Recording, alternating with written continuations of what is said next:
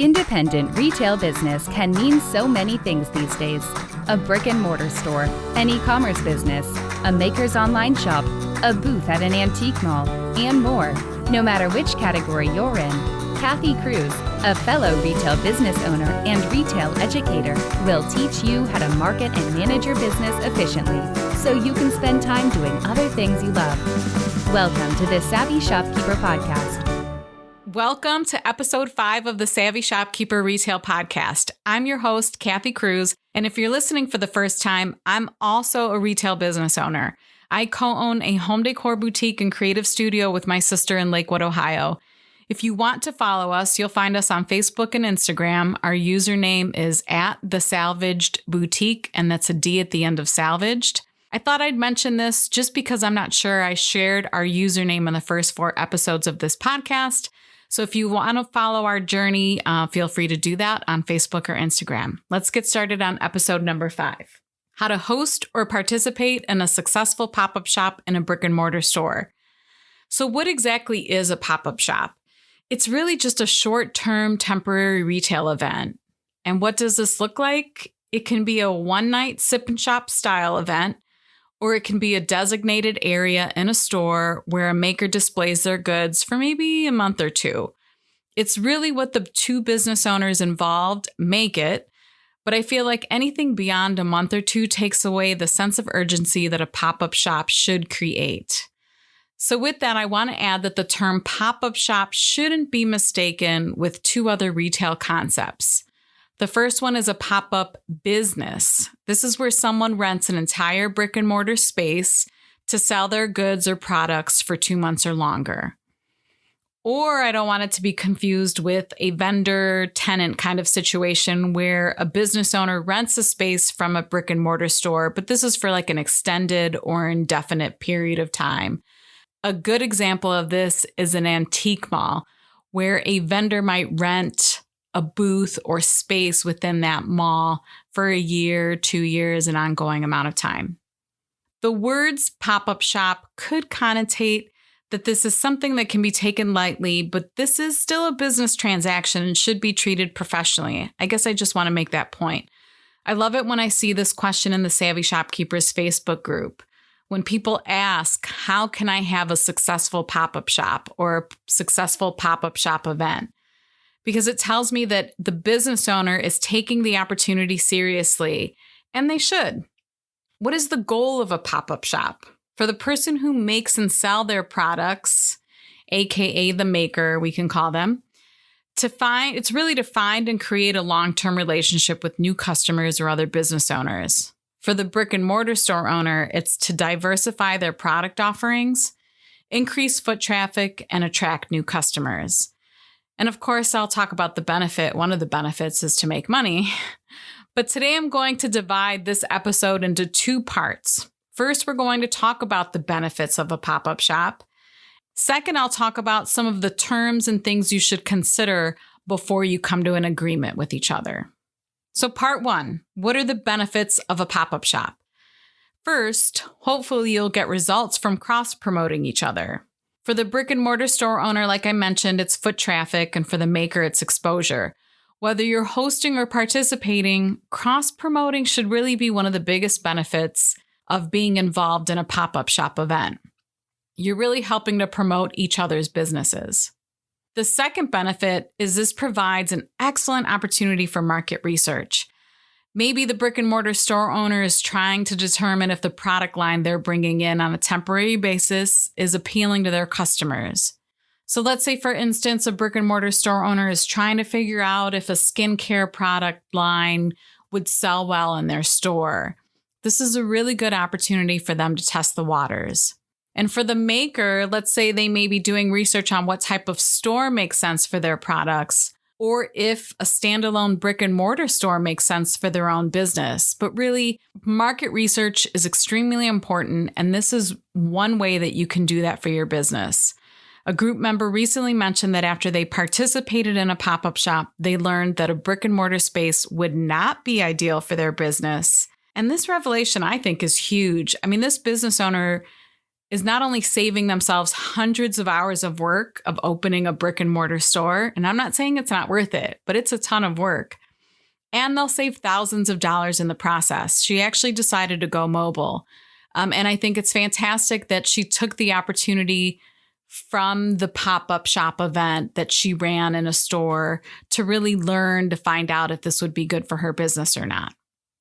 Okay, so on to the third benefit. The third benefit, and hopefully the most obvious, is to bring in revenue for both business owners. For the brick and mortar store owner, if the pop-up is marketed well, it should generate enough buzz that it brings in more foot traffic, and this brings more sales, of course. And for the maker, placing your products in front of new and, most importantly, active shoppers, people that are actually out and wanting to shop, hopefully this will generate more sales too. The fourth benefit is it creates a sense of urgency. Offering a pop-up for a limited time means that the consumer needs to come in the store before the offer or the products are gone. Really, a sense of urgency can be huge, and it can generate more foot traffic in a day or even in a weekend than normal. And last but not least, there's no long-term obligation or risk with a pop-up shop. It's really just a short-term commitment. Running a retail business can already feel really risky, right? So pop-ups should feel like less pressure than some other business endeavors. If handled well, there isn't much risk for either party involved. Yes, it's disappointing if the products don't sell or if anticipated foot traffic falls flat, but aside from that, the risk is minimal. Just remember, if this isn't a short-term commitment, then it most likely means it's more of a vendor relationship, and that comes with a whole new set of rules and obligations. So I can't stress it enough, a pop-up shop should be short in length. When I said earlier that this is a transaction that should be approached in a professional manner, I'm not saying it requires a long-winded, 20-page, complicated contract, but I do think it's really important to lay out the terms clearly. For over 65 years, Doris has been a premier distributor of arts and crafts. Since its beginning, Doris has prided itself on being focused on the independent retailer. Let them be both your DIY source and your resource. Their website features trend reports, small business tools, in-store project ideas, and so much more. To best serve small businesses, Doris offers a low minimum order of just $75, and all orders ship at no additional cost. This is why I'm proud to partner with them and I buy from them. I'm excited to tell you Doris has an exclusive offer just for Savvy Shopkeeper listeners. Use promo code SAVVY25 at checkout for 25% off your order. Offer valid through 12/31/19. So visit Doris.com today, that's DARICE.com, to see their amazing product assortment at pricing you won't believe. So with that, we're going to move into part 2. We're going to talk about the terms and things to consider when hosting or participating in a pop-up shop. Most importantly, whether you're the maker or the brick and mortar store owner, you both want a written agreement. This helps you determine if the situation is a good fit for each of you. It sets boundaries and lays out expectations. So if you're a note taker, this is probably where you want to grab a pen and paper. Or if you're like me and sometimes anxious to listen to a podcast episode, go ahead and listen and then save this episode and you can take notes later. I'm not sure if you knew that was an option. If you're a new podcast listener, you can actually save episodes. It'll be right in your podcast app that you can do that. Let's get started because I have a list of 12 items to consider when you're doing research and drafting your agreement. I should add that I'm sure this isn't a comprehensive list, but it's a really good start. And if you're wondering who writes this agreement, I don't think it really matters. If the brick and mortar store owner consistently hosts pop-up shops, they may already have something in writing, drafted or ready for you to review and sign. And if they don't, there's no reason why the other participating business can't draft it up themselves and show it to the brick and mortar store owner. I don't think it matters who writes it. It's just a matter of, can you agree to everything and have it in writing? Okay, so let's get started. The first thing to think about is a time frame. Is this a one-night event? Is it for a weekend or is it longer? Sometimes a brick and mortar store owner might bring in a new vendor for a pop-up shop every month. Who knows what the situation is? Just make sure that it's really clear how long the pop-up shop will last. Number 2 is foot traffic or audience size. Now, this doesn't necessarily have to be in the agreement, but it might be something that you want to consider. So does the store have enough foot traffic, to generate a reasonable amount of sales? And does the maker have enough of a social media following for this to be mutually beneficial for both parties involved?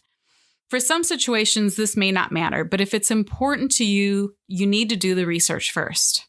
Number 3 is social media and marketing requirements. This one I feel is really important. You need to lay out a social media schedule in advance, particularly if there's like a special event to launch the entire pop-up shop.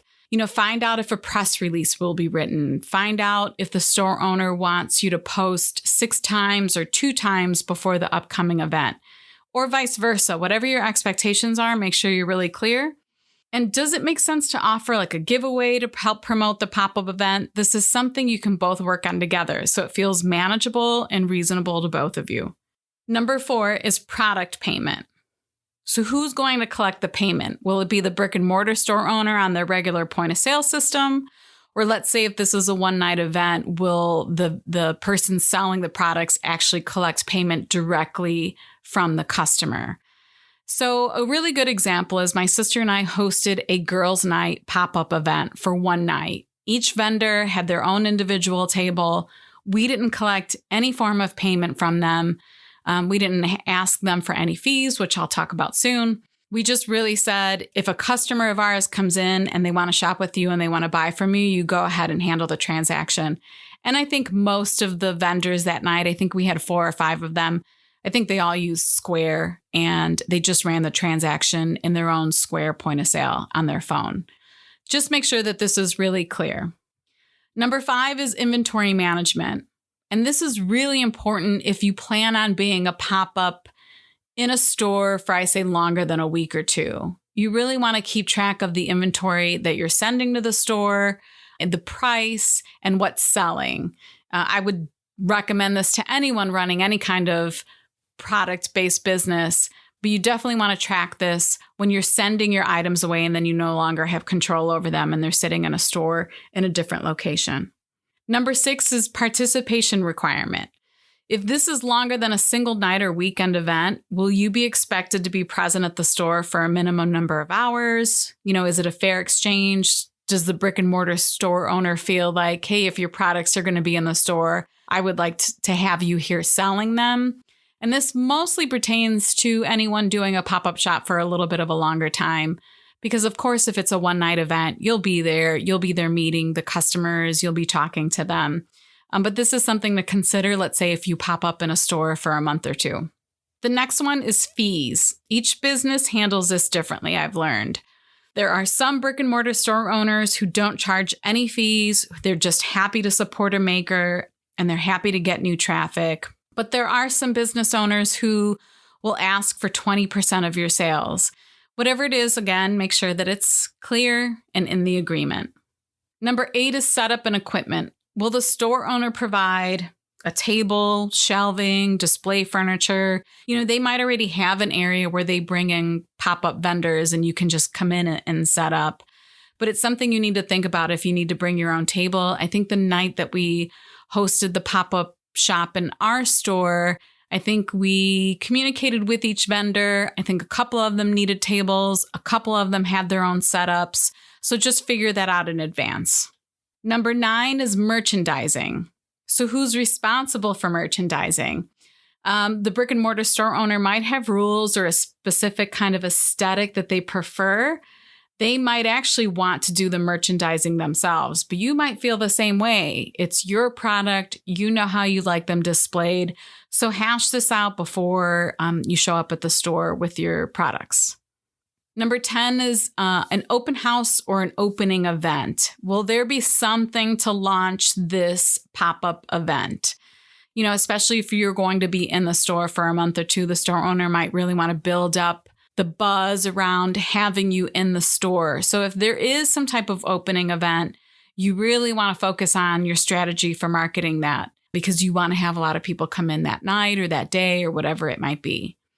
You want to establish what the event will look like and who will do the work, especially if there's food involved. So sometimes it could be, if it's a sip and shop event, There might be wine, cheese, crackers. You want to know who's supplying that, who's paying for it, who's bringing it in, or you might share those duties.